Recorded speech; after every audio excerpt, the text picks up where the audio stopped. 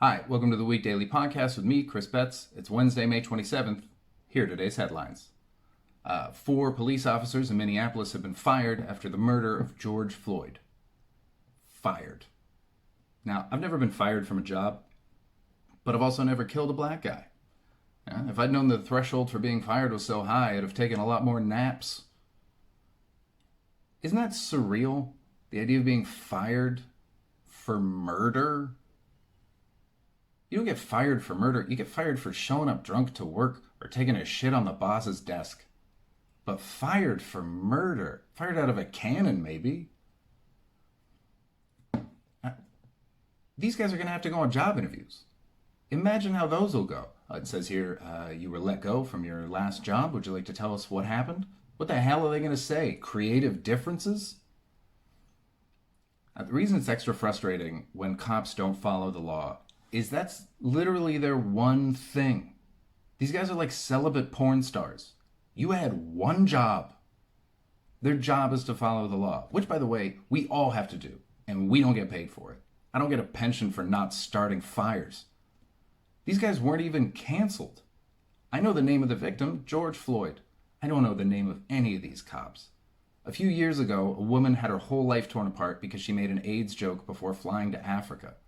Am I supposed to believe that she would have gotten off easier if instead of talking about it, she'd just given it to them? Now, these guys should go to jail. Or at least should be prosecuted. I mean, I can't imagine where they'd be found not guilty, but they should be taken to court over this. If you want to ask who should be just fired, maybe it's the police chief who thought that firing them was enough. You know, you're a cop too, right? If your way of dealing with criminals is to just negatively affect their employment status, maybe it's time to retrain. Have you considered Twitter troll? Now, in separate but related news, the internet's favorite Karen of the week, Amy Cooper, has also been fired from her job after a video of her making a false statement to police officers about a non-existent attack from a black man went viral.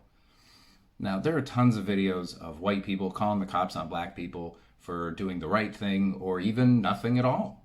But what made this one special was the way she choked her dog. It was like she understood that some people would make excuses for her racism, but she didn't want to let them off the hook. Now, she may as well have looked down the camera holding her dog and been like, I'm the bad guy. Arf, arf.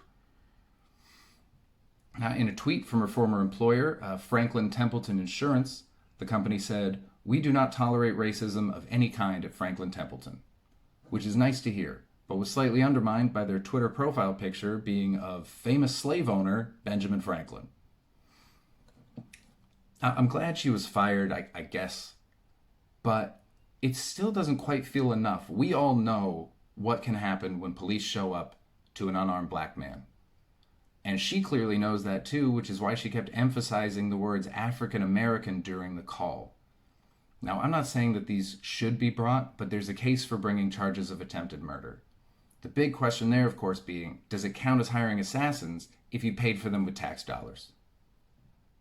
Now, that's everything for today. Thank you so much for watching. As always, you can support the show on coffee.com. That's kofi.com/Chris Betts.